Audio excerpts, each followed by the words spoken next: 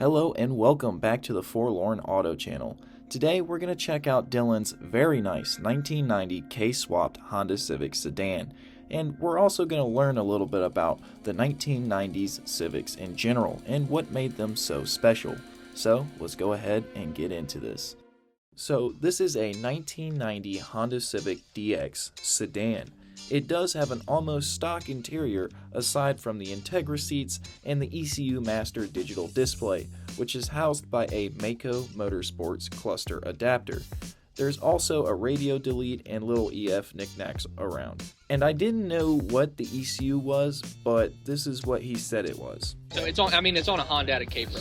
So if you were asking ECU, yeah, ECU. Yeah, it's a Honda K-Pro. So he told me the real money shot was this fully built K24 rod and piston motor with a K20 head. It has K1 rods, nip and pistons, and has a 12.5:1 compression ratio, and it produces about 280 wheel horsepower running on just premium fuel. It does have stock fuel lines, but everything else fuel-wise is aftermarket, including this fuel pressure regulator, gauge, and this hybrid racing fuel rail, and it all leads to 1000cc FIC injectors. You'll notice this beautiful powder-coated intake and oversized radiator with stainless steel radiator hoses, but the custom pipes don't end there because he has a full stainless steel 3-inch exhaust to a Stainless Pros resonator and muffler with a 3-inch QTP cutout,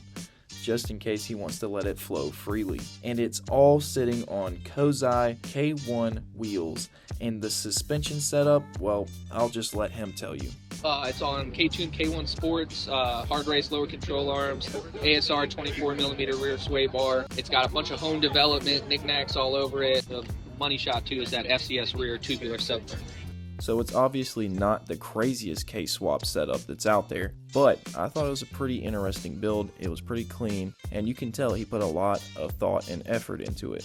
So now we're just going to get into what a normal 1990 Civic would have been like and what made it so special. So Dylans Civic would have fallen under the 4th generation of Honda Civic, which would have been produced from 1987 to 1991.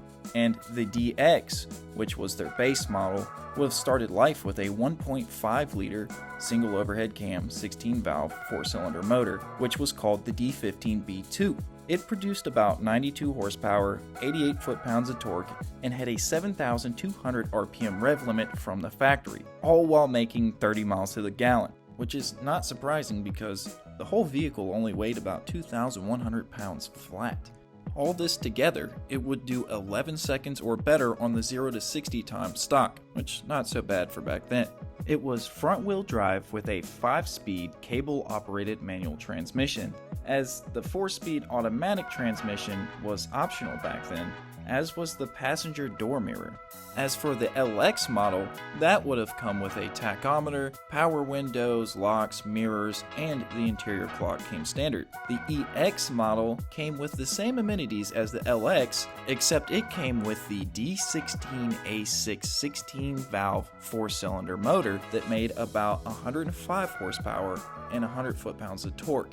It also had upgraded 10.3-inch front brakes as to the original 9.5-inch brakes fitted to the other models, and it also had a higher geared steering rack. And last but not least, and the only one to get a sunroof, the SI model. It only came as a hatchback aside from the CRX SI. The hatchback SI was fitted with a 108 horsepower version of the D16A6 motor, which was able to do 0 to 60 in about 8.1 seconds. And this is the North America model, obviously, as the other markets were offered the likes of the D16A7 and the D16A9 motors, which made 122 horsepower and 132 horsepower respectively. Its features were the obvious power sunroof, a tachometer, a passenger door mirror, color-matched bumpers, a dash clock, larger exhaust, front and rear anti-roll bars, 14-inch steel wheels or the genuine Honda alloy wheels, and deeper, sportier bucket seats. It had no power steering and had a few other options that could be added like AC or fog lights. Also, all models had double wishbone suspension in the front and independent rear suspension. Today, I only focused on a specific year of 1990, and the 90 to 91 Civics are so special because they fell right behind the new generation of Civics, which would lead to the loss of the more boxy style of Civic and the use of carburetors in Civics.